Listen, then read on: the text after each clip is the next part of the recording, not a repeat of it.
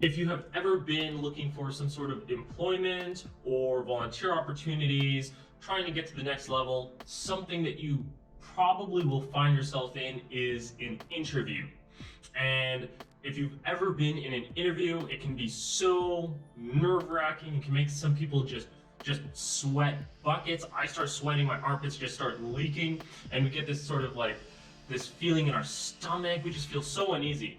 And that's like part of the whole interview process. Some people were asking for advice on interviews, like how do you do the interview process? How does it work? How do you actually like impress somebody in the interview? Because at that stage, they're not looking at your credentials, they're not looking at your qualifications, they're not looking at your grades, wherever you went to school, they're not even looking at anything like that. The interview stage is pretty much a personality, attitude, characteristic evaluation of who you are and if you'd fit with the organization. So a big part of the interview is impressing the person or people interviewing you. I immediately thought of a simple scenario of our everyday life.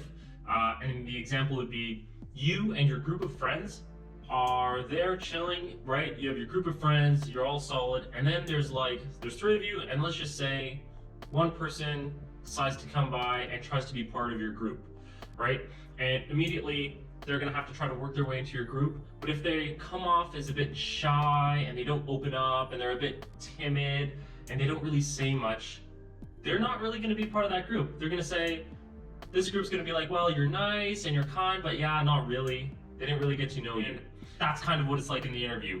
Think of it as your friend group and some random stranger trying to come in and be a part of your friend group.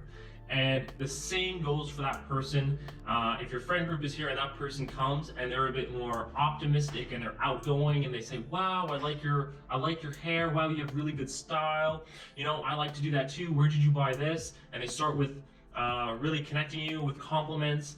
Then they're gonna fit in like a glove. They're really gonna get accepted just because they seem like they're already a part of the group. They've opened up, they've shown their best self, they've complimented that person and made them feel good. And that's pretty much an idea how you can relate it to the interview process, is trying to be liked by that panel, or if it's just one person, by relating to them, showing your best self, smiling, agreeing with them, and just being authentic. Right? We don't have to be somebody else, we just be our true self. And part of being our true self and some of the skills, I realized these weren't really interview skills that I was sharing with this person. These were just nice people skills. So I realized at that point that I wasn't just sharing interview skills with this person, these were just nice people skills.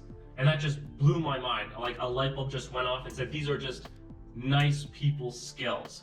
Just to be a nice person will get you liked, will help you connect with people a lot better, and being a nice person and having nice people skills helps during the interview process. So it's not just interview skills, it's kind of our character, our attitude, and letting that shine in the interview by being a nice person.